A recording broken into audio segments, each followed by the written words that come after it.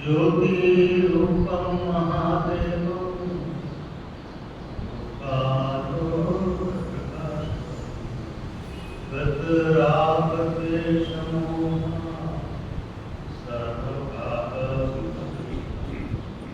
सर्वदा सर्वकालेषु हे भवन्तु पवित्रं परमं ध्येयं परमानन्ददायकं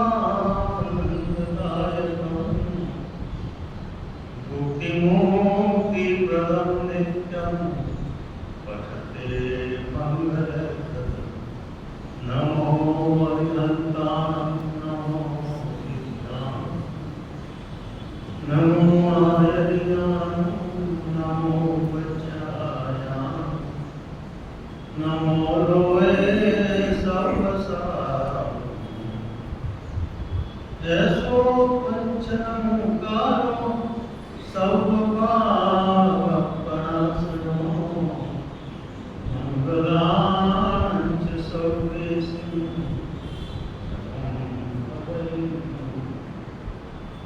ओंकारं बिंदु संयुक्तं नित्यं ध्यायन्ति योगिनः कामदं मोक्षदं चैव ओंकाराय नमः अज्ञानातिमिरान्धानां ज्ञानाञ्जनशलाकया नेत्रमुन्मीलितं येन तस्मै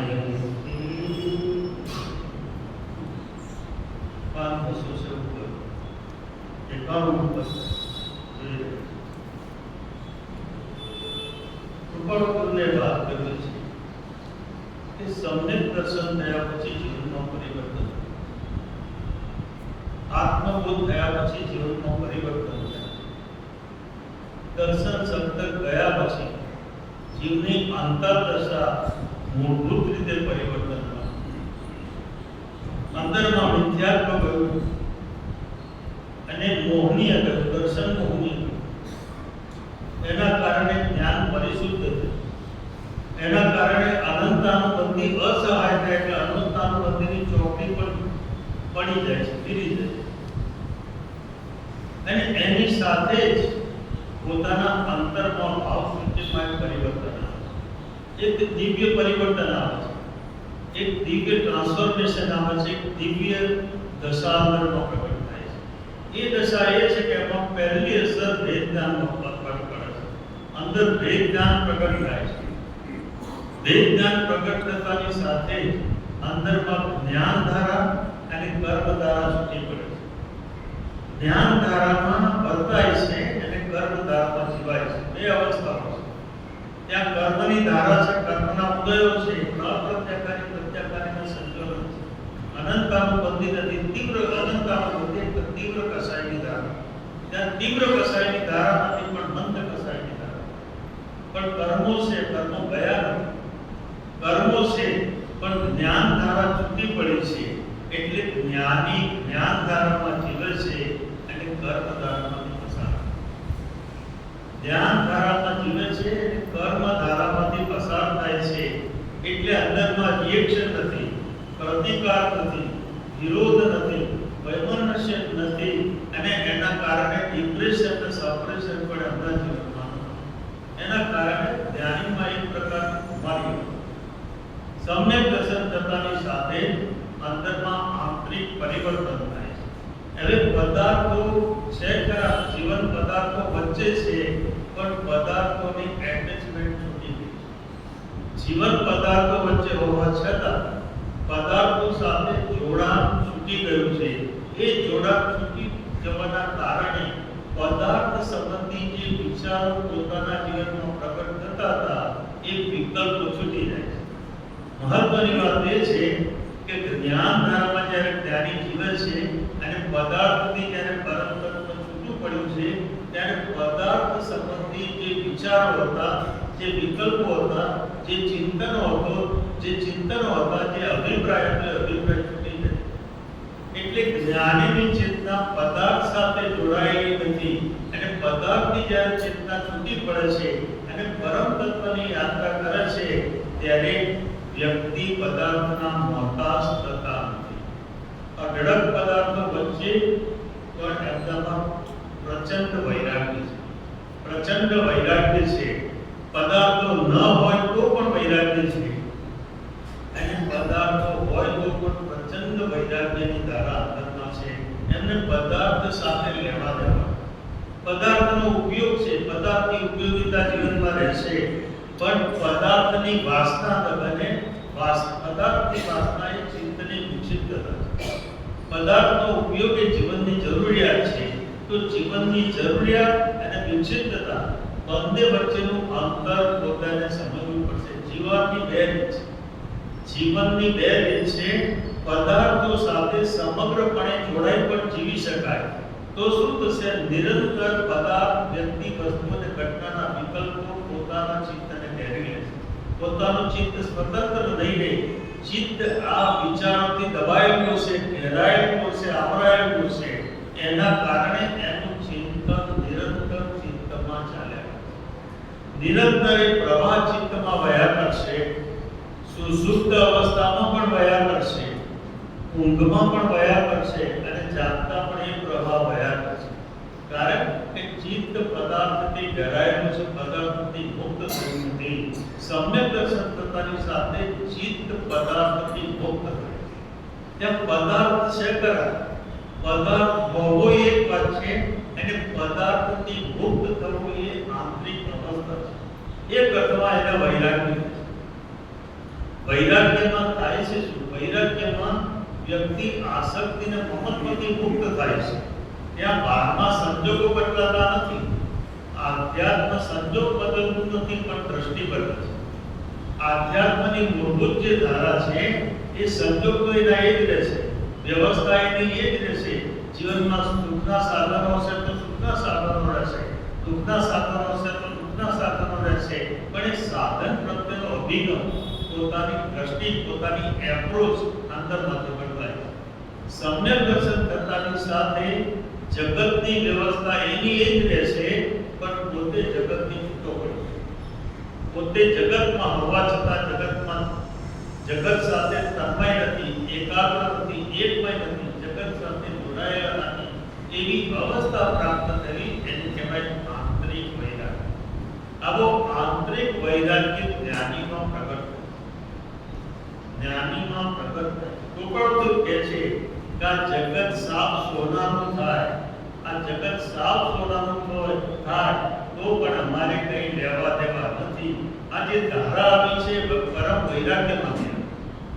વૈરાગ્યમાંથી આવી છે. જગત અધીર થાય તો પણ વાંધો નથી અને જગત સોનાનું થાય તો પણ વાંધો નથી. જ્ઞાનીને કંઈ લેવા દેવા નથી. જ્ઞાનીને ચેતના ઉપર ઉભી છે. જ્ઞાનીને અનુકૂળ સંજોગો મળે તો પણ એ પ્રભાવિત થતા નથી અને પ્રતિકૂળ સંજોગો મળે તો પણ એ દુઃખી થતા નથી. એવી ચિત્તની બેલેન્સ સ્થિતિ પોતાના ચિત્તમાં પ્રગટ થાય. જ્ઞાન શું કરે છે? વિચારો. જ્ઞાન અંદરમાં પરિવર્તન કરે છે. જ્ઞાન દ્રશ્યને બદલતું નથી, દ્રષ્ટિને બદલે છે. દ્રશ્ય જે છે એ પૂર્વ કર્મના કારણે ઉપલબ્ધ થયેલી સ્થિતિ છે. જીવનની અવસ્થા ઉત્પન્ન થઈ છે એ પૂર્વ કર્મના કારણે ઉત્પન્ન થઈ છે. પણ જે દ્રષ્ટા છે એની દ્રષ્ટિ કરે છે એના કારણે જીવન જીવવાની રીત બદલાઈ જાય છે. પહેલા પણ જીવન હતું, આત્મજ્ઞાન થયું એ પહેલા પણ જીવન હતું અને આત્મજ્ઞાન થયા પછી પણ જીવન છે. પણ એ દ્રષ્ટિમાં ફરક છે. બંને વખતે જીવન તો છે પણ દ્રષ્ટિમાં ફરક છે. દર્શન બદલી આપણે દ્રશ્ય બદલી શકતા નથી પણ દ્રષ્ટિને ચોક્કસ બદલી શકીએ છીએ. આધ્યાત્મ દ્રષ્ટિને બદલે છે, દ્રશ્યને બદલી શકતું નથી. કારણ કે દ્રશ્ય જે છે એ પૂર્વ કર્મ નિર્ધારિત છે, પૂર્વ કર્મના કારણે પ્રાપ્ત થયેલી સ્થિતિ છે. એટલા માટે પૂર્વ કર્મ પર પ્રાપ્ત થયું હોય દુઃખ તો દુઃખ પણ ભોગવવું પડશે અને સુખ પ્રાપ્ત થયું હોય તો સુખ પણ ભોગવવું પડશે. બંને ભોગવવા પડશે. તીર્થંકરોને સર્વજ્ઞ અવસ્થા પ્રાપ્ત થયા પછી જીવનનો કોઈ હેતુ નથી. સર્વજ્ઞ અવસ્થા પ્રાપ્ત થઈ, કેવળ જ્ઞાન થયું, વિતરાગતા પૂર્ણ પ્રગટ થઈ, પછી એમના જીવનનો હેતુ શું છે? પણ એમને એટલા માટે જીવવું પડે છે કે તીર્થંકર નામ કર્મ બાંધ્યું છે, એ તીર્થંકર નામ કર્મ જ્યાં સુધી ખબર નહીં ત્યાં સુધી જીવવું પડે.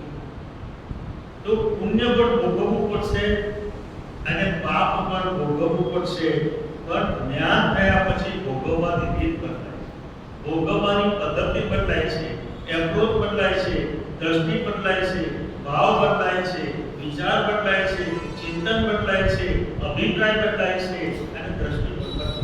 આ બધું બદલાઈ જશે એક ક્ષણમાં અવસ્થા બદલાય છે. કૃપાળુદેવને અદ્ભુત વાત કરી છે. જે જ્ઞાન ભવ હેતુનું હતું તે જ્ઞાનને સમય માત્રમાં જાત્યાંતર કરીને ભવ નિવૃત્તિ રૂપ કરનાર એ સમ્યક દર્શન તને મારા નમસ્કાર. કહેવાનો અર્થ એટલો છે કે જે જ્ઞાન ભવ હેતુનું હતું, સવાલ જ્ઞાનનો છે, દ્રષ્ટિનો છે, વિચારનો છે, પોતાના ચિંતનનો છે.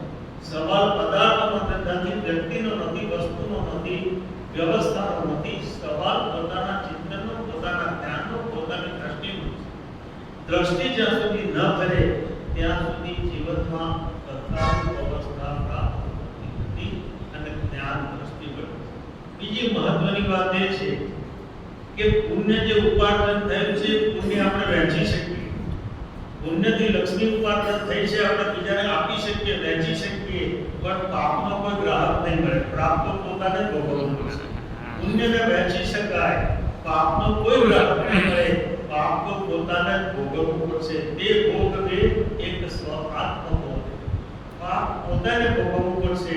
પાપ વહેંચી શકાતું નથી અને પાપનો લેનાર કોઈ મળશે નહીં, પણ પુણ્યના લેનારા હજારો માણસ મળી જશે. તો એક મહત્વની વાત એ છે કે દ્રષ્ટિ ન ભરે ત્યાં સુધી પોતાની અંતર અવસ્થા અને અંતર અવસ્થા ન ભરે ત્યાં સુધી જીવનના તત્વો પોતાની સામે પ્રગટ કરતા, જીવનના તથ્યો પોતાની સામે સાક્ષાત થતા નથી, પ્રગટ થતા નથી, સામે આવતા નથી. આપણી મૂળભૂત અવસ્થા આપણને સમજાતી નથી અને ન સમજાતી હોવાના કારણે જીવ ફરી પદાર્થ તરફ ઘડી જાય છે. વારે ઘડીએ પદાર્થ તરફ ઘડ્યા કરે છે. એનું કારણ એટલું જ છે કે પદાર્થનો રસ તેને છૂટ્યો નથી અને સમ્યક દર્શન સિવાય એ રસ છૂટી શકતો નથી. આત્મજ્ઞાન સિવાય એ રસ છૂટી શકતો નથી. આપણે દાન આપ્યું, દાન આપી દીધું, પછી માલિકી કોની થઈ? જેને દાન આપ્યું એની માલિકી થઈ. પણ દાન આપ્યા પછી આપણી સ્મૃતિમાં દાન જાય છે કે નહીં? મેં આટલું દાન કર્યું તો માલિકી છોડી ખરા?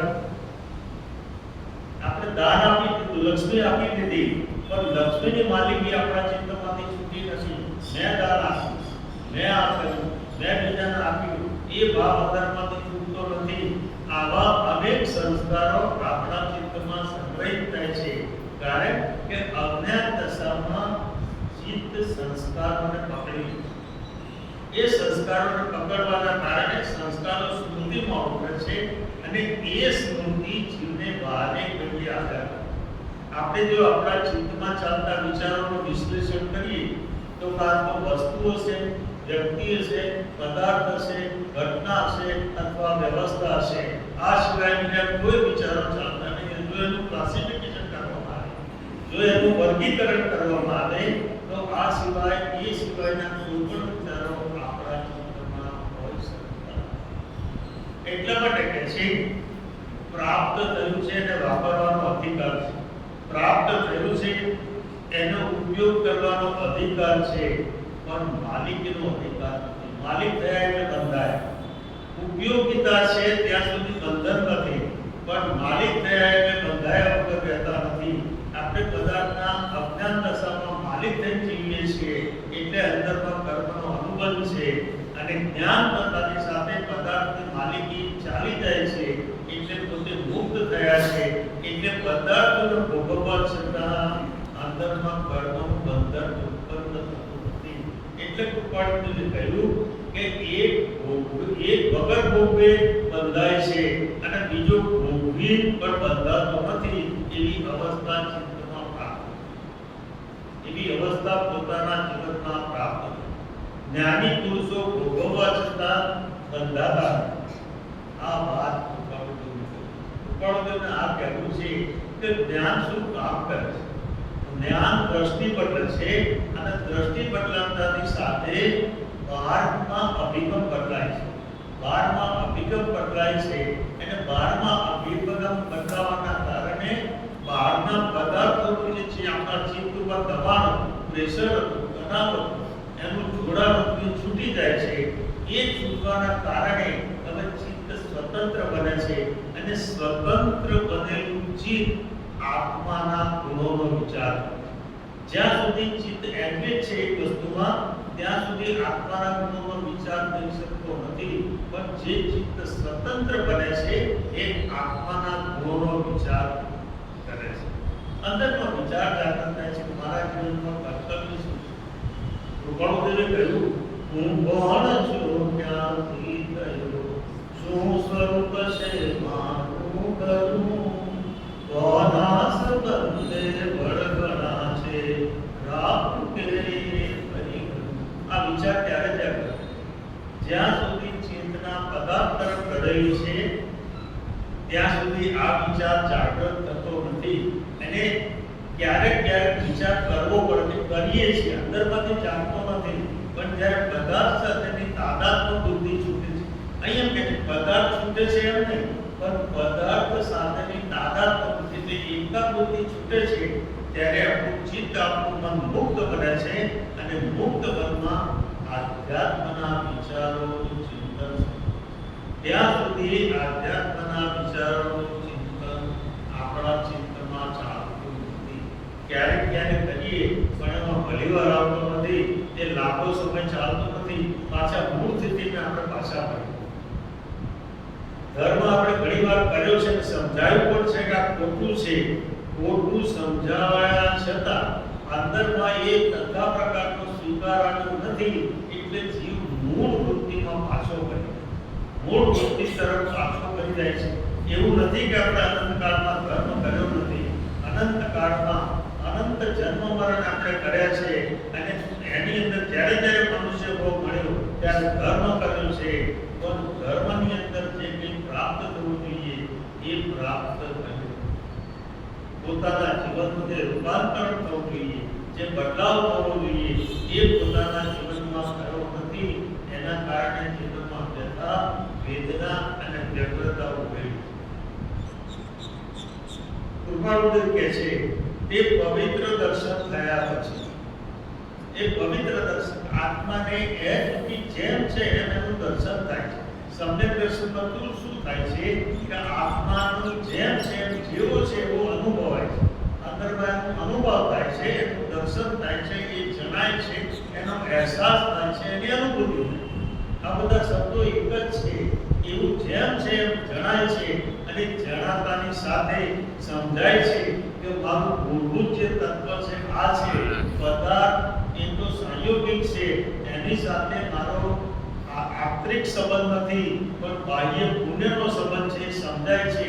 એ સમજતાની સાથે પદાર્થ સાથેની એકતા બુદ્ધિ છૂટી જાય છે.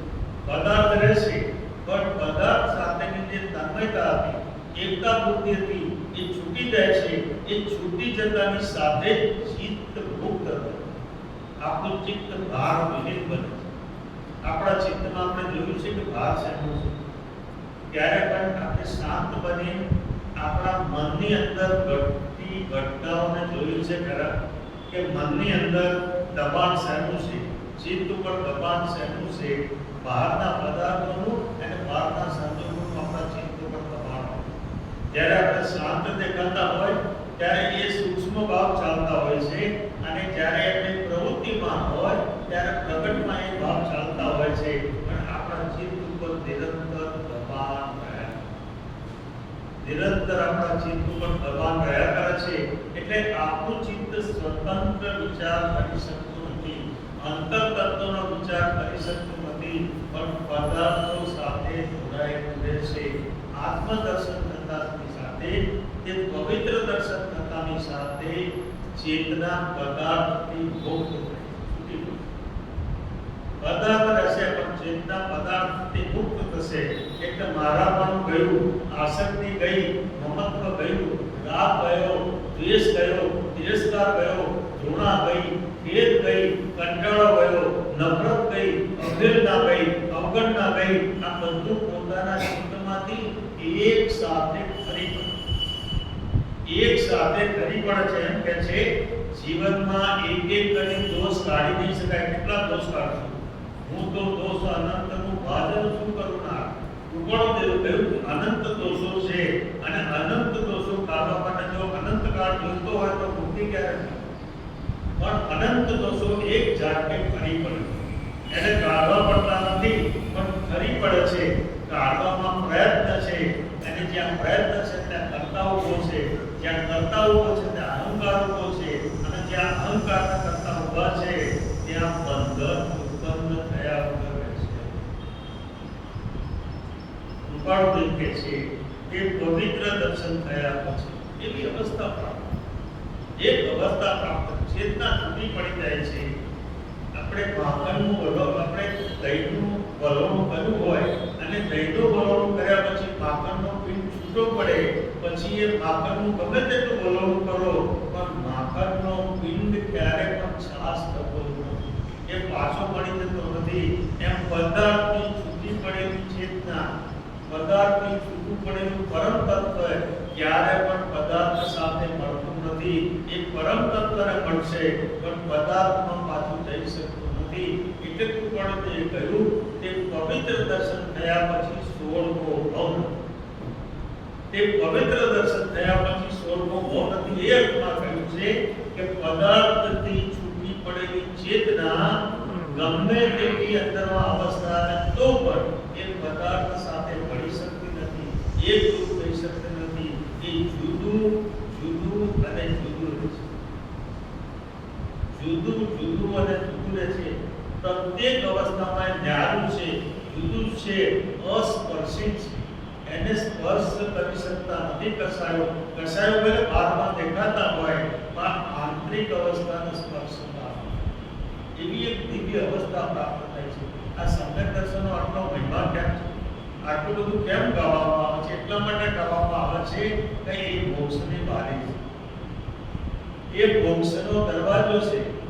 એ સમ્યક દર્શન થયા પછી એનો મોક્ષ નિશ્ચિત છે અને હવે લાંબો સમય સંસારમાં રહેવાના નથી. એટલે સમ્યક દર્શનના આટલા કારણ હોય, આટલી સમ્યક દર્શનની વાતો થાય છે એનું કારણ કે પવિત્ર દર્શન થયા પછી હવે જીવન મરણ લાંબો સમય ચાલવાના. હવે મોહનું મૃત્યુ છે, અજ્ઞાનનું મૃત્યુ છે.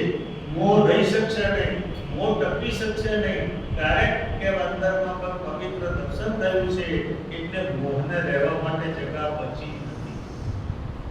તે પવિત્ર દર્શન થયા પછી ગમે તે વર્તન હો એને તીવ્ર બંધન, તે પવિત્ર દર્શન થયા પછી ગમે તે વર્તન હો તેને તીવ્ર બંધન નથી. જે વર્તન છે ઉદયાગત છે. જ્ઞાની પુરુષને આત્મજ્ઞાન થયા પછી ઉદય કર્મ વેદાય છે. એ ઈચ્છિત કર્મ વેદાતું નથી. પોતે એ કર્મના કરતા નથી પણ પૂર્વમાં જે કર્મો પોતે જીવનમાં પ્રાપ્ત કર્યા છે એ કર્મો અત્યારે વેદાય છે. આત્મજ્ઞાન થયા પછી ઉદય કર્મ હોય ત્યાં સુધી ઉદય કર્મ હોઈ શકે નથી, હોઈ શકતું નથી. પણ આપણે વાતમાં કહીએ છીએ કે અમારો ઉદય એવો છે. અજ્ઞાન દશામાં ઉદય ન હોય, અજ્ઞાન દશામાં ઉદય છે જ નહીં. અજ્ઞાન દશામાં તો એ અનંતતાનું બધી કસાઈ તરફ ઢળેલો છે, એનો રસ છે, એની વૃત્તિ ત્યાં ઢળેલી છે, એનો રસ ત્યાં ઢળેલો છે, એને એ તરફ જ એનું ચિંતાનું ઢૂકેલું છે. સમગ્ર ચેતાતંત્ર એ તરફ ઢૂકેલું છે. સમ્યક દર્શન થયા પછી ઉદય હોય ત્યાં સુધી ઉદય હોતો નથી. ઉદય એને કહેવાય કે જ્ઞાન ધારા જ્યારે છૂટી પડે અને કર્મ ધારામાંથી જ્યારે પસાર થવાનું હોય ત્યારે કર્મ ધારાનું જે વેદન છે એને કહેવાય ઉદય. કર્મ ધારાનું વેદન જ્ઞાન દશામાં થાય એને કહેવાય ઉદય. બાકી તો કર્મો છે અને આપણે કર્મો વચ્ચેથી પસાર થઈ રહ્યા છીએ અને નવા કર્મો અજ્ઞાન દશાના કારણે બાંધી રહ્યા છે. અજ્ઞાન દશાના કારણે નવા કર્મો ભોગ બંધ કર્મો આપણા જીવનમાં પ્રવેશ કરે છે. તે પવિત્ર દર્શન થયા પછી ગમે તે વર્તન હો, પરંતુ તેને તીવ્ર બંધન નથી. કારણ કે બાંધનાનું જે પરિબળ હતું એ છૂટી ગયું. બાંધનાનું પરિબળ કયું હતું? તો આસક્તિ અને મમત્વ, મારા ભણવું હતું, રાગ અને દ્વેષ હતા, મોહ હતો, ભ્રમ હતો, અજ્ઞાન હતું. એ પરિબળો અંદરથી છૂટી ગયા. પરિભ્રમણના જો કારણો જોઈએ તો અનાદિ મિથ્યાત્વ, અવિદ્ય, કષાય, પ્રમાદ અને યોગ. યોગનું કારણ પ્રમાદ, પ્રમાદનું કારણ કષાય, કષાયનું કારણ અવિદ્ય, અવિદ્યનું કારણ અજ્ઞાન. તો જ્યાં સુધી અજ્ઞાન ન જાય ત્યાં સુધી અવસ્થા પ્રાપ્ત થતી નથી. એટલા માટે આત્મસિદ્ધિની પહેલી ગાથામાં કહ્યું, જે સ્વરૂપ સમજ્યા વિના પામ્યો દુઃખ અનંત, સમજ્યા મુક્તે પદનમું શ્રી સદગુરુ ભગવાન. અનંત દુઃખોનું કારણ જીવનમાં અનંત દુઃખો છે, પણ અનંત દુઃખોનું કારણ એ છે અને એક જ કારણ, અને એ કારણ એ કે પોતાના સ્વરૂપનું ભૂલી જવું, પોતાના સ્વરૂપનો અહેસાસ ન થવો, પોતે આત્મા હોવા છતાં પણ એ પોતે પોતાનો વિરોધ કરશે. આત્માની શંકા કરે, આત્મા પોતે શંકા ન કરનાર તે અચરજ એ આત્મા. એ પોતે જ શંકાનો કરનાર છે. આત્મા પોતે જ આત્માની શંકા કરે છે. તો કયું પરિબળ કામ કરે છે આમાં? કયું પોતે પોતાની શંકા કરે છે તો એમાં કયું પરિબળ કામ કરે છે? એ અજ્ઞાન નામનું પરિબળ અંદરમાં કામ કરે છે. એ જ્યાં સુધી જ્ઞાનનું પરિવર્તન ન થાય ત્યાં સુધી જીવનની દશા અને દિશા બદલાતી નથી. જીવનની દશા અને દિશા બદલાતી નથી. તો જે કંઈ ધર્મ ક્રિયા થાય અથવા તો ધર્મના જે કંઈ આચરણો થાય જીવનમાં, એનો હેતુ, મૂળભૂત હેતુ સમ્યક દર્શન નહીં હોય. એ પ્રાપ્ત કરવાની ઈચ્છા નહીં હોય, અભિષ્ઠા નહીં હોય, ચેતના નહીં હોય, તળવડાટ નહીં હોય, તમન્ના નહીં હોય, ત્યાં સુધી એ ધર્મ ક્રિયાઓ સફળ થતી નથી. કારણ કે ધર્મ ક્રિયાનો હેતુ સમ્યક દર્શનની પ્રાપ્તિ છે. ધર્મ ક્રિયાનો કંઈ પણ હેતુ હોય તો આત્મજ્ઞાનની પ્રાપ્તિ છે, આત્મબોધની પ્રાપ્તિ છે. આપણે ધર્મ ક્રિયાઓ શેના માટે કરીએ છીએ? પણ પોતાને ભ્રાંતિ હોવાના કારણે ધર્મ ક્રિયાઓની પરિપ્રેક્ષમાં કોઈ સુખ માંગે છે, કોઈ જગતના દુઃખોને દૂર કરવા માંગે છે, પણ એ ક્યારે પણ દૂર થશે નહીં. કારણ કે ધર્મની ફેકલ્ટી જુદી છે અને પૂર્વકર્મની ફેકલ્ટી જુદી છે. એ બંને વિભાગ જુદા છે. એમાં પ્લસ માઇનસ થતું નથી. પુણ્ય પુણ્યના ખાતામાં જમા થાય છે અને પાપ પાપના ખાતામાં જમા થાય છે. પાપ ભોગવવું પડશે અને પુણ્ય પણ ભોગવવું પડશે. એવી જીવનની અવસ્થા છે. તો એ વિચાર આપણા જીવનમાં પ્રગટાવવો પડશે. તે પવિત્ર દર્શન થયા પછી ગમે તે વર્તન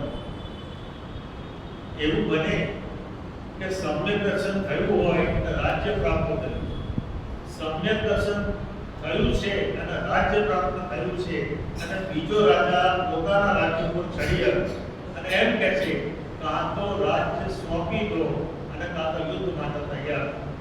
આ દશામાં જ્ઞાની શું કરશે? આ અવસ્થામાં જ્ઞાનીની ફરજ શું છે?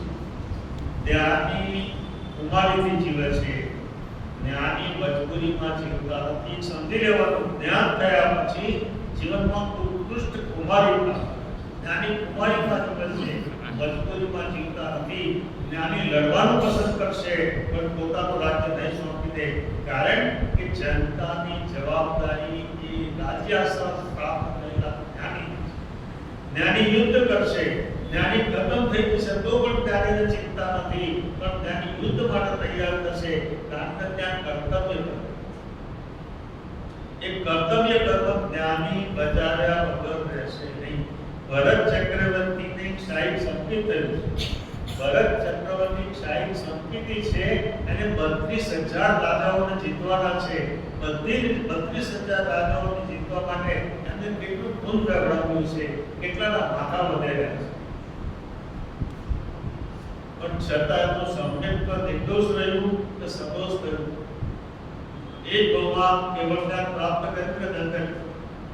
એનો તે થયો કે જે અંદરમાં પવિત્ર દર્શન થાય છે ત્યારે ભાવ સૃષ્ટિમાં પરિવર્તન થાય છે. બહારની ઘટના અને ભાવ સૃષ્ટિમાં થતી અવસ્થા બંનેને ભેળસેળ કરવાની જરૂર નથી. એને સમજવાની જરૂર છે. એને સમ્યક પ્રકારે જો નહીં સમજાય તો આપણે અનર્થ કરી બેસીશું. અને અનર્થ કરી બેસીશું તો જ્ઞાનીનો હેતુ છે નહીં સમજાય. રાજ્યશ્રી પ્રાપ્ત થયો એમ તો લડવાની ઈચ્છા નથી, એમને યુદ્ધ કરવું નથી, એમને કોઈને મારવા નથી, એમને કોઈને નુકસાન કરવું નથી, એમને કોઈનું પડાવી લેવું નથી, એમને કોઈનું જોઈતું નથી તો વિરક્ત, એમને કોઈનું જોઈતું નથી, પણ કર્તવ્ય કર્મના ભાવરૂપે પૂર્વ કર્મના ઉદય રૂપે યુદ્ધ આવી પડે તો જ્ઞાની યુદ્ધમાં પણ જોડાય છે. પણ એ યુદ્ધ વખતે પણ એક જ્ઞાની છે. આ સ્થિતિમાં જ્ઞાનીને ઓળખવાની આપણી ક્ષમતા કરી, આ સ્થિતિમાં જ્ઞાનીની પહેચાન કરવાની આપણી ક્ષમતા કરી. જ્યાં કર્મ પોતાના સંપૂર્ણ ખેલ કરતો, કર્મ પોતાની જે અવસ્થા પૂરેપૂરી દર્શાવતું હોય અને પૂરેપૂરા પ્રત્યાઘાત ઉત્પન્ન કરતું હોય અને એ દશામાં જ્ઞાની સમર્થ બની ઊભા હોય એ જોવાની દ્રષ્ટિ આપણે કરી કે આપણે જે દેખાય છે આપણે સામે જે આંખોથી દેખાય છે જોઈએ છે, ભાવ સૃષ્ટિમાં જે ઘટી રહ્યું છે એનું દર્શન કરી શકતા નથી. એ દર્શન માટે મુમુક્ષુના નેત્રો જોઈશે. એ દર્શન માટે મુમુક્ષુના નેત્રો જોઈશે. એટલે કૃપાળુદેવે કહ્યું કે મહાત્માના ઓળખમાં મુમુક્ષુના નેત્રો જોઈશે. મુમુક્ષુના નેત્રો નહીં હોય તો સમજણ ભેળ થશે, વિપરીત માની બેસીશું અને વિપરીત માની બેસવાના કારણે જ્ઞાનીને પણ આપણે અન્યાય કરી દઈશું. એમની આંતરિક અવસ્થા જુદી છે અને બહારની ભૂમિકા જુદી છે. એ ભેદ પારખી શકાશે. કળોલ કે છે તે પવિત્ર દર્શન થયા પછી ગમે તે વર્તન ઉદય આવે છે. વર્તન ઉદયના કારણે છે, પૂર્વ કર્મના ઉદયના કારણે જ્ઞાનની વર્તના છે. પણ જ્ઞાની આત્મામાં સ્થિર, જ્ઞાની અંતર અવસ્થામાં સ્થિર છે. જ્ઞાનીની ચેતના અંતરમાં ઘડેલી છે, જ્ઞાનમાં ઘડેલી છે. જ્ઞાની બહાર વર્તતા નથી, પણ ઉદય કરવાના કારણે સામે જે આવે એમાંથી જ્ઞાની પસાર થાય છે. અને આ પસાર થવાની કળા જ્ઞાનીની ચેતક કૃપાળુ કહે છે કે જ્ઞાની ઉદય કર્મને દેખતો હોય ત્યારે કાચા પૂજાએ પાસે ન રહેવું. જ્ઞાની જ્યારે ઉદય કર્મને વેચતા હોય ત્યારે કાચા પોચાએ પાસે ન રહેવાનો અર્થ સમજાય છે. એનો અર્થ એ છે કે જ્ઞાની તીવ્ર ઉદય વેચતા હોય છતાં પણ પોતાના ચૈતન્યને તમામથી જુદું રાખે છે. એ અવસ્થામાં જોઈ શકવાની જો તૈયારી ન હોય તો એને જ્ઞાની પાસે રહેવું નહીં. કારણ કે જ્ઞાનીને ઓળખી દઈ શકે અને જ્ઞાનીનું મૂલ્યાંકન કરવામાં ભૂલ કરી દેશે. એના કારણે પોતે જ્ઞાનીને ગુમાવ્યું. અનંત કાળમાં આપણે જ્ઞાનીને ગુમાવ્યાનું આ કારણ છે. જ્ઞાનીની બાહ્ય દશા જોઈ છે, અંતર દશા જોઈ. શ્રીમદજીના કાળમાં પણ એમને કહેતા હતા કે ગૃહસ્થને સમ્યક દર્શન શેનું હોય? સમ્યક દર્શન તો બુદ્ધિ ન હોય. આવું કહેવાવાળા એમના કાળમાં, જ્ઞાનીના કાળમાં પણ હતા, પણ મુનિ હતા. જો મુનિ જ્ઞાનીને ઓળખી શકતા હોય પણ ન ઓળખી શકે, મુનિને જ્ઞાન ન થાય ત્યાં સુધી જ્ઞાનીને ન ઓળખી શકે. જ્ઞાનીને ઓળખવા માટે મુમુક્ષુ બનવું. મુમુક્ષુ બન્યા પછી જ્ઞાની ઓળખાશે. ત્યાં સુધી વાસ્તવિક જ્ઞાની ઓળખાતા. એ પવિત્ર દર્શન થયા પછી ગમે તે વર્તન હો, પરંતુ તેને તીવ્ર બંધન નથી. તીવ્ર બંધન નથી એટલા માટે કે અપ્રત્યાઘાની પ્રત્યાઘાની અને સંકલન કસાય પડ્યા છે. એટલે સામાન્ય બંધન છે, તીવ્ર બંધન નથી. અનંતાનુબંધીને વિદ્યાર્થ હોય ત્યાં તીવ્ર બંધન, અનંતાનુબંધીને વિદ્યાર્થ ન હોય ત્યાં સામાન્ય બંધન હોય, તીવ્ર બંધન હોઈ શકતું નથી. એટલે કહ્યું પરંતુ તેને તીવ્ર બંધન. આવા જ્ઞાનીને કર્મો તીવ્રપણે બાંધવાની એક ક્ષમતા અંદરમાંથી ચૂકી જાય છે.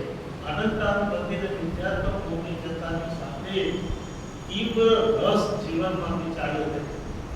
કર્મનો તીવ્ર રસ જીવનમાંથી ચાલ્યો જાય છે. એ ચાલ્યો તીવ્ર ભાવમાં થાય, તીવ્ર રસમાં થાય. પણ તીવ્ર રસ અને તીવ્ર ભાવ જ્ઞાનીમાં નથી, એટલે જ્ઞાનીને તીવ્ર બંધન સમજાય છે. એટલે જ્ઞાનીને તીવ્ર બંધન નથી. અને બીજી વાત ઉત્પન્ન કે છે અનંત સંસાર. અનંત સંસાર અમૃતા સૂત્રમાં મજાની વાત કરી છે. સમૃદ્ધિ જીવો જૈનું પાપ સમાય કિંચી આપતો સિવાય બંધો જ્ઞાનમાં નિદમ દસંતુ નહીં. સમ્યક દર્શન ઉપસમ સંકિત થયું હોય અને એનું ગમન કર્યું હોય તો પણ એ વિદ્યાર્થોમાં ચાલ્યા જાય, અજ્ઞાન દશામાં ચાલ્યા જાય, ગમન કરી તો પણ અનાદિ વિદ્યાર્થ જેટલું કર્મબંધ કરતો નથી. કારણ કે સૂક્ષ્મ ભેદ જ્ઞાન અંતરમાં રહી જાય છે. સૂક્ષ્મ જ્ઞાનની દ્વારા અંતરમાં રહી જાય છે. એટલે અનાદિ વિદ્યાર્થ જેટલું કર્મ સમ્યક દર્શન ગમન કરતા આટલું મોટું ભેદ પડે. સમ્યક દર્શન થયા પછી જીવનની આખી દિવ્ય અવસ્થા અનંત સંસાર પ્રતિ રૂપાંતર સ્પેસિફિક 16 ભોગ એ લાખો સમય સંસારમાં રહી રહી છે. મેક્સિમમ 16 ભોગ રહે. શાસ્ત્રોમાં તો અર્ધપુદ્ગલ પરામર્શ કયો છે? કોઈ જીવના અપેક્ષાએ, ખૂબ જીવના અપેક્ષાએ સામાન્ય નથી. પણ રૂપાંતર કહે છે કે એને 16 ભોગ નથી. મિનિમમ 15માં ભાવે કે 16માં ભાવે એની મુક્તિ થયા વગર નથી. આપણે મુક્તિના રૂપ આપણા ચિત્તમાં વિચાર્યું જોયું નથી. જો મુક્તિનું વિચારીએ અથવા ચિંતન કરીએ તો એમ થશે કે આ મેળવવાનું તો આ જ છે, બાકીના સુખ એના આગળ ટીકા છે. સોળ ભાવ નથી. કોણ કે છે અભ્યંતર દુઃખ. અભ્યંતર દુઃખ એટલા માટે નથી પદાર્થ વસ્તુ વ્યક્તિ અને સંજોગ સાથેની તાદાત્મ્ય બુદ્ધિ છૂટી ગઈ છે. આપણા જીવનમાં દુઃખ એટલા માટે છે કે આસક્તિનો મહત્વ છે. જેની સાથે આપણા ચિત્ત જોડાય એમાં થતા ફેરફારો, એમાં થતી પરિસ્થિતિ પોતાના ચિત્તને વિક્ષિપ્ત કરે છે. પોતાના ચિત્તને વિક્ષિપ્ત કરે છે એટલે આપણું ચિત્ત દુઃખી થાય છે અથવા માણસ દુઃખી થાય છે. આપણા સગાને કંઈ થયું હોય તો આપણને દુઃખ થાય, પણ પાડોશીને કંઈ થયું હોય તો આપણને દુઃખ થાય. કારણ નથી થતું. જેના પ્રત્યે રાગ છે એ રાગના કારણે આપણે દુઃખી થઈએ છીએ. પદાર્થ વસ્તુ વ્યક્તિના સંજોગ પ્રત્યે રાગ છે અને રાગના કારણે આપણે દુઃખી થઈએ છીએ. એમાં થતો ફેરફાર આપણા ચિત્તતંત્ર ઉપર અસર કરે છે. એટલે આપણે કાં તો સુખની લાગણી અથવા દુઃખની લાગણી આપણા ચિત્તમાં ઉત્પન્ન થાય છે. પણ જ્ઞાનીની ચેતના એનાથી મુક્ત છે. એટલે જ્ઞાનીને અભ્યંતર દુઃખ, અભ્યંતર સતર્કમાં જ્ઞાની બાળમાં નિષ્ઠુર નથી, બિલકુલ કરુણા. જ્ઞાનીને દયા છે, જ્ઞાનીને સહાનુભૂતિ છે, જ્ઞાનીને પ્રેમ છે. જ્ઞાની એમ ઈચ્છે છે કે બીજુની તૂટી ન થાય એવું જ્ઞાની ઈચ્છે છે, પણ આ બહારમાં છે. અંદરમાં અભ્યંતરમાં જ્ઞાની દુઃખી થતા નથી. આપણે જેને પોતાના માન્યા હોય એને કહીને થાય તો અંતરમાંથી દુઃખ શરૂ થાય. બહારમાંથી થાય પણ અંતરમાંથી દુઃખ શરૂ થાય છે. એટલે અંતર ચેતના આખી વિક્ષિપ્ત. આપણા જીવનમાં બધી ઘટના છે કે નથી? આપણા જીવનમાં બધી રહ્યું છે પછી આપણા જીવનની ઘટના અને બધી વાતો આપણા જીવનમાં બનતી ઘટનાઓ રૂપાળ એવું કહે છે કે એમની ચેતનાને સ્પર્શતું નથી, એ નિષ્ઠુર નથી. જ્ઞાની પરમ સંવેદનશીલ છે, પરમ ભાવાત્મક ભૂમિકા એમના જીવનમાં છે, પરમ લાગણીશીલ છે, પરમ પ્રેમમય છે, જીવનું કલ્યાણ થાય ઈચ્છે છે, જીવનમાં દુઃખ ન હોય એવું ઈચ્છે છે. છતાં પણ કર્મના નિમિત્તે જો આવી પડ્યું હોય તો એ દુઃખમાં જ્ઞાની એને આશ્વાસન આપે છે, પણ એ દુઃખ જ્ઞાનીને સ્પર્શતું નથી. કારણ કે પોતાની જાતને જુદી રાખી શકે છે અને જુદી રાખતા પરિબળ કોઈ પણ હોય તો તે આત્મજ્ઞાન. આત્મજ્ઞાન જ્ઞાનીને પરિસ્થિતિથી જુદું રાખે. આ વાત જરા સમજી લેવા જેવી છે. આત્મજ્ઞાન જ્ઞાનીને પરિસ્થિતિથી જુદું રાખે છે, પરિસ્થિતિથી એકમેક થવા દેતું નથી. એટલે બદલાતી પરિસ્થિતિની અસર જ્ઞાનીના અભ્યંતર પરિણામમાં થતી નથી. પણ બહારમાં ત્યાંની વાત કરશે, વિચાર કરશે, સમજાવશે, સારું થાય એમ કહેશે. બહારની દુનિયા છે અભ્યંતર પરિણામમાં જ્ઞાનીની ચેતના અડોલ અને અવિક્ષિપ્ત છે. અડોલ અને અવિક્ષિપ્ત. અડોલ આસન ને મનમાં એને છોવતા પરમ મિત્રનો જાણે પામ્યા યોગ. ગમે તેવી અવસ્થા પ્રાપ્ત થઈ હોય પણ બહારના મિત્ર દેખાય છે. રાની પશુ હોય તો પણ મિત્ર દેખાય છે. દુઃખીજન હોય તો પણ મિત્ર દેખાય છે. સુખીજન હોય તો પણ મિત્ર દેખાય છે. સારા ખોટાના ભેદ પોતાના જીવનમાંથી ચાલ્યા જાય છે. કારણ કે અંદરમાં જ્ઞાન પ્રગટ. આ જ્ઞાનનું સામર્થ્ય, આ જ્ઞાનની શક્તિ છે, આ જ્ઞાનનું બળ છે. આવું જ્ઞાનનું બળ દરેકના જીવનમાં પડ્યું છે. પણ પ્રાપ્ત થાય તો અવસ્થા નહીં. ત્યાં સુધી અવસ્થા આપી શકે. તો અભ્યંતર દુઃખ નથી અને શંકાનું નિમિત્ત નથી. જ્ઞાની વિશ્વાસથી જીવે છે. જ્ઞાની શંકા કરતા નથી. એમને પોતાનામાં પણ શંકા નથી અને બીજાના પણ શંકા નથી. કારણ કે જ્ઞાની આત્મવિશ્વાસ, એમનું હૃદય આત્મવિશ્વાસથી સરોછલ ભરેલું.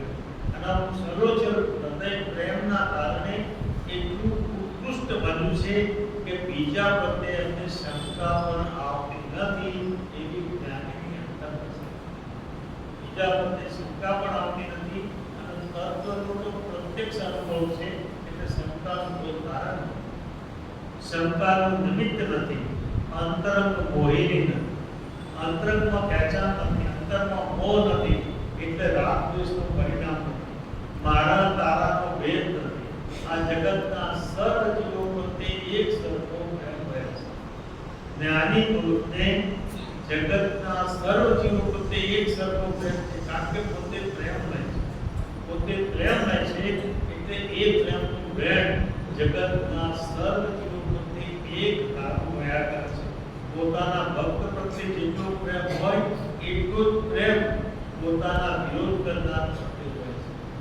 એટલે કહ્યું કામને ધર્મેન્દ્ર છે સોચિતમ કર્મ પૂર્વથી પ્રભુસ્તુલ્ય મનોબુદ્ધિ પાર્થના દ્રષ્ટિ. એ પ્રભુસ્તુલ્ય મનોબુદ્ધિ, એ પ્રેમમય મનોબુદ્ધિ છે, એ વિતરાગતામય મનોબુદ્ધિ છે, એ જ્ઞાનનું સામર્થ્ય છે. જ્ઞાનનું સામર્થ્ય હોવાના કારણે અંતરમાં પ્રત્યેક જીવ પ્રત્યે અને જળ પ્રત્યે પણ એમને પ્રેમ હોય. જીવ પ્રત્યેનો પ્રેમ હોય પણ જળ પ્રત્યે પણ પ્રેમ. દ્રષ્ટિ પ્રેમમય છે. જેની દ્રષ્ટિ પ્રેમમય છે એને બહારમાં બધું પ્રેમ દેખાય છે. આપણે કહીએ છીએ ને જેવી દ્રષ્ટિ એવી સૃષ્ટિ. જેવી દ્રષ્ટિ એવી સૃષ્ટિ. જેની દ્રષ્ટિ પ્રેમમય છે એને આખું જગત પ્રેમમય દેખાય છે. અને જેની દ્રષ્ટિ વિષમય છે એને આખું જગત વિષમય દેખાય. દુર્યોધનને હસ્તિનાપુરમાં સજ્જન શોધવા માટે મોકલ્યો કે હસ્તિનાપુરમાં તમે સજ્જન શોધી લો. દુર્યોધન હસ્તિનાપુર પાછા આવે અને એમ કહે છે કે આ હસ્તિનાપુરમાં એક સજ્જન દેખાતો નથી. એક સજ્જન છે તેવું મારા સિવાયનું કોઈ સજ્જન હસ્તિનાપુર નથી. અને ધર્મરાજાને કહ્યું કે તમે હસ્તિનાપુરમાં દુર્જન શોધી લો. એટલે આખું હસ્તિનાપુર કર્યા પણ એક દુર્જન મળ્યો નહીં. અને એમને પૂછવામાં આવ્યું કોઈ નથી તો કે એક દુર્જન છે તે હું. આ બે ઊંઘમાં કઈ ફરક છે? આ બંને દ્રષ્ટિમાં કઈ ફરક છે? જ્ઞાનીની દ્રષ્ટિના અજ્ઞાનીની દ્રષ્ટિમાં આટલો ફરક છે. આપણો રાગ છે ને, આપણો પ્રેમ લિમિટેડ છે. પ્રેમ જ્યારે મર્યાદિત થાય છે ત્યારે રાગ બને છે. પ્રેમ જ્યારે વ્યક્તિગત કોકના પ્રત્યે વ્યક્તો વહેતો થાય ત્યારે રાગ બને છે. પણ પ્રેમ જ્યારે વ્યાપક બને છે ત્યારે એ જ વિરાગ બને છે. એ જ વિરાગ બની જાય છે. પ્રેમનું વેણ જ્યારે મર્યાદા વટાવી, સીમા વટાવી અસીમમાં પ્રવેશ કરે છે ત્યારે પરબ્રહ્મની અનુભૂતિ મળે. આવો પ્રેમ દરેક જીવમાં પડ્યો છે પણ અંદરમાં પ્રગટ થાય તો કામ થાય, નહીં તો જીવનમાં કામ. આ વિચાર આપણા જીવનમાં પ્રગટ કરતા છે. આપણે સમ્યક દર્શન કર્યા કરીએ એનાથી સમ્યક દર્શન પ્રાપ્ત. સમ્યક દર્શન કોઈ આપણને આપી શકે નહીં. સમ્યક દર્શન આપણને પ્રાપ્ત થતું હોય ત્યારે નિમિત્તો હાજર થાય, પણ પ્રાપ્ત તો પોતાને જ કરવું, પોતાને જ પુરુષાર્થ કરવો પડશે. બીજો પુરુષાર્થ કરીને આપણને જ્ઞાન પ્રાપ્ત થાય એવું ક્યારે પણ કરી શકતું નથી. પોતાને એના માટે ઝુકાવવું પડશે અને જીવન દાવ પર લગાડવું પડશે, તો આત્મબોધ પ્રાપ્ત જ્ઞાન પ્રાપ્ત થાય. જ્યાં સુધી પોતે પરિપક્વ નહીં થાય, તૈયાર નહીં થાય, ત્યાં સુધી આત્મજ્ઞાનને સંતોષ કરી શકતા અંતર કોઈ નથી. આ નેગેટિવ વાત, આટલું નથી, હજુ તો બીજું ઘણું નથી, પણ મોટું કહ્યું આટલું નથી. તો શું છે? તમે નથી એની વાત કરી, નેગેટિવ વાત કરી, તો સમ્યક દર્શન પછી શું થાય? શું અંતરમાં અવસ્થા થાય? કેમ જીવો માણસ? કેવી રીતે વર્તે? એનું જગતમાં વર્તના કેવી હોય? ઉપાડો એમ કહે છે સત અને નિરુક્ત, નિરંતર સતનો બોધ રહ્યા, નિરંતર સતનો બોધ રહ્યા. સર્વોત્તમ શુક્લ, શુક્લ ધ્યાનની ધારા, શુદ્ધ ધ્યાનની ધારા અંતરમાં વહ્યા, શુદ્ધ ધ્યાનની ધારા અંતરમાં વહ્યા કરે, શુદ્ધ ધ્યાનની ધારા અંતરમાં વહ્યા કરે. અંદરમાં શીતળતા, એટલે અંદરમાં હૃદયમાં વિક્ષેપ, ક્યાંય પણ તાણાતાણ નથી, ક્યાંય પણ ખેંચતા નથી. આપણું ચિત્ત તો કેટલું ખેંચતા નથી, નાની નાની બાબતોમાં આપણે ખેંચાઈ જઈએ છીએ. એક સામાન્ય ઘટના પર ઘટે ને તો આપણા ચિત્ત તંત્ર પર અસર કરે. સામાન્ય ઘટના ઘટે તો પણ આપણા ચિત્ત તંત્ર પર અસર કરે. એમ કે છે જે સામાન્ય ઘટનાને જીતી જાણે છે, મોટી ઘટનાને જીતી જાણે, પણ નાની નાની બાબતોમાં જે અકળાય છે એ મોટી ઘટના વખતે વધારે પડતો અકળાઈ જશે, એ શાંત નહીં થઈ શકે. તો શીતળ, અમૃતમય, અમૃતની અનુભૂતિ થાય, અમૃતનો અહેસાસ, પ્રેમ એ અમૃત છે. સાત અસ્મિન પ્રેમ સ્વરૂપ, એ પ્રેમ સ્વરૂપ છે, અમૃત સ્વરૂપ છે, એ અમૃત સ્વરૂપ છે. આ પ્રેમ એ અમૃત છે ને અમૃત એ પ્રેમ છે. જ્યારે પરમ પ્રેમથી હૃદય જ્યારે પુલકિત બને છે ત્યારે અમૃત તત્વનો અંદરમાં અનુભવ, અમૃત તત્વમાં અંદરમાં અનુભવ થશે ને સમ્યક દર્શન થશે ત્યારે સમજાશે.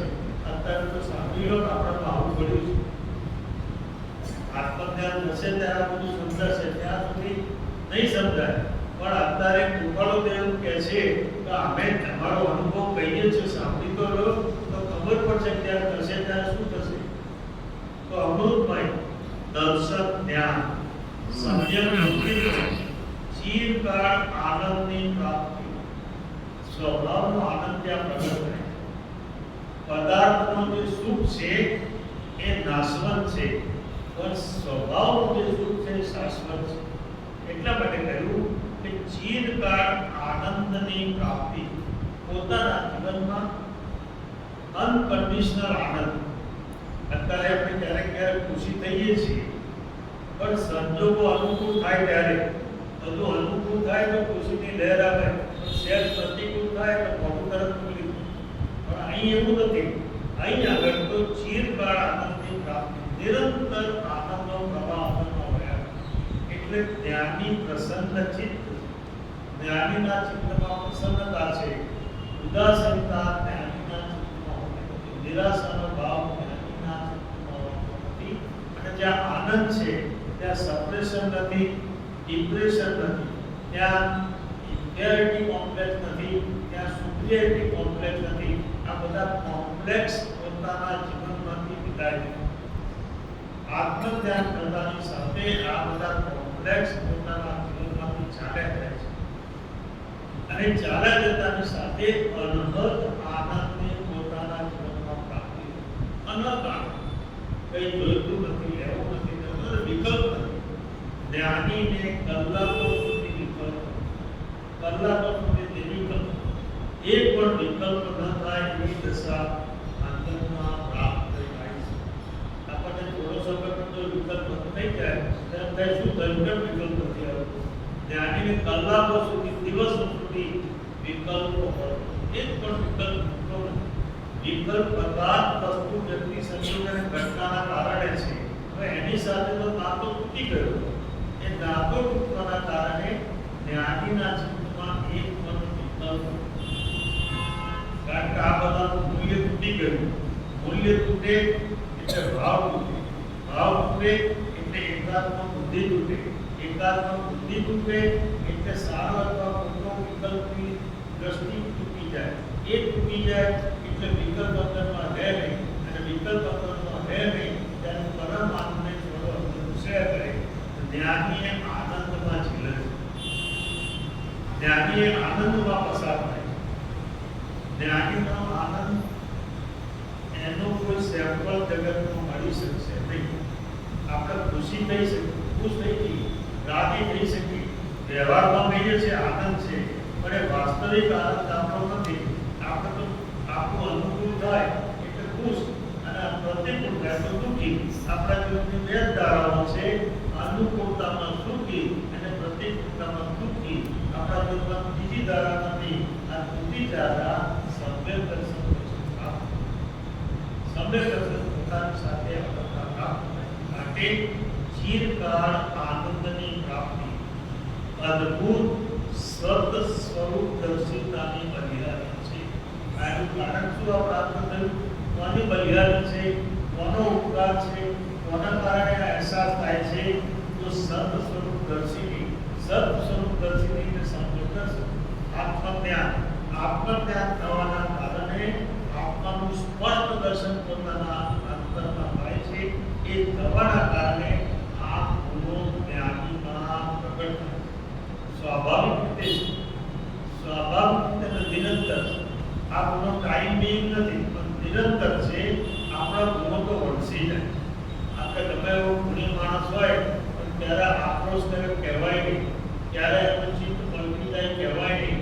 જ્ઞાનીનું ચિત્ત પલટે નહીં, જ્ઞાનનું ચિત્ત એમનું એમ સળંગ રહે છે. કારણ કે ચિરસ્થાયી ગુણોની પ્રાપ્તિ, ચિરસ્થાયી એટલે સતત રહેવાવાળા ગુણોની પ્રાપ્તિ થઈ છે. એના કારણે જ્ઞાનીનું ચિત્ત વારે કરીએ પલટાતું ક્ષણ ભયંકર ભાવ મરણે કા હો રાચિત. જ્ઞાનીનું ભાવ મરણ થતું નથી, આપણું ભાવ મરણ. ભાવ મરણ એટલે પ્રત્યેક સમયે બદલાતા ભાવ, પ્રત્યેક સમયે બદલાતા ભાવ આપણા જીવનમાં પ્રાપ્ત થાય. જ્ઞાનીને એક સરખો ભાવ અંદરમાં હોય, એક સરખો આનંદ અંદરમાં હોય, એક સરખી નિર્વિકલ્પ ધારા અંદરમાં હોય. જ્ઞાનીને વિકલ્પ હોય નહીં, વિકલ્પ થાય નહીં, અને કદાચ પેલા શુદ્ર કર્મો કર્યા છે એના કારણે વિકલ્પ થાય, બીજી જ ક્ષણે સમી એનો વિકલ્પ લાભો ચાલે નહીં. અને આખો તો વિકલ્પ શરૂ થયા પછી બંધ થવાનું નામ જ લેતું. ગમે એટલો વાળવા કોશિશ કરીએ, દબાવવા કોશિશ કરીએ તો ઉછાળા મારા કારણ કે પેલું પડ્યું છે ને અંદર, એ બીજ જે પડ્યું છે એના કારણે ઉછાળા ઉપાડું દેખે છે. જ્યાં મતભેદ, જ્યાં મતભેદ ભેદ, વિચારોનો ભેદ નથી. જ્ઞાનીને કોઈ વિચાર જ નથી, અને વિચારનો ભેદ નથી, મતભેદ નથી. એમના મનમાં પણ કોઈ ભેદ પડતો નથી. મન એટલું શાંત છે કે ભેદ પડવાનો અવકાશ અંદરમાં રહ્યો નથી. અને જ્યાં તત્વની શંકા, કંકા, વિચિકિત્સાની મૂળ દ્રષ્ટિ એમાં કંઈ નથી. સમ્યક દર્શનમાં જે તત્વની શંકા થાય એ પણ નથી, કંકા એટલે આકાંક્ષાઓ અને અપેક્ષાઓ એમના જીવનમાં નથી, વિચિકિત્સા એટલે વિગંચા, તિરસ્કારનો ભાવ એમના જીવનમાં નથી, અને મૂળ દ્રષ્ટિ પણ નથી. ત્યાં નિરંતર જાગૃતિ છે એટલે મૂળ દ્રષ્ટિ મળી શકતી નથી. આ દોષો જ્ઞાનીના જીવનમાં હોતા નથી. આમાંનું કંઈ નથી. ઉપરનું કે છે આમાંનું કંઈ નથી, બધું કયું હતું પણ કયું, હવે બધું વિલીન થઈ ગયું, બધું ઓગળી ગયું. પરમ તત્વની પ્રાપ્તિમાં તમામ અવસ્થાઓ ઓગળી ગઈ, માત્ર ચેતન બચ્યું છે, બીજું કંઈ એમના જીવનમાં એમાં કંઈ નથી. દરેક ઉપરનું કહેવું છે કે અમે અનુભવ તો કરીએ છીએ, પણ અવસ્થા શું છે? એક કલમ વધી શકતી નથી, અમે અવર્ણનીય સુખ અનુભવીએ છીએ, પણ કલમ લખી શકતી નથી, એ વાણીમાં ઉતરી શકતી નથી. અખંડ અનુભવ છે, પણ મનમાં ઉતરે ત્યારે ખંડિત થઈ જાય, એટલે અનુભવ મનમાં ઉતરી શકતો નથી, અને મનમાં ઉતર્યા સિવાય એ વાણીમાં અથવા વિચારમાં પ્રગટ ન થઈ શકે. અખંડ અનુભવ ખંડિત મનમાં ઉતરી શકતો નથી, એટલે કલમ લખી શકતી નથી. અને વાણી પણ અધૂરી છે, એટલે વાણીમાં પણ ઉતરી શકતો નથી. પોતાના કલમમાં પણ ઉતરી શકતો નથી, અને વાણીમાં પણ ઉતરી શકતો નથી, અને મન જેને મનન કરી શકતું નથી, આ મન પણ એનું મનન કરી શકતું નથી, એવા ભાવોનું વેદન અંતરમાં થાય છે. હવે આપણે જ્ઞાનીના ભાવ વિશે પૂછપૂછ કરીએ તો જ્ઞાની શું કહે છે?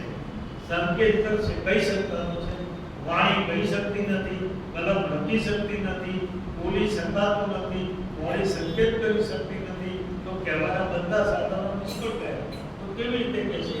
એક જ ભાવ છે કે અખંડ ભાવથી જ્ઞાનીના ચરણોની ઉપાસના સિવાય બીજો કોઈ માર્ગ રહેતો.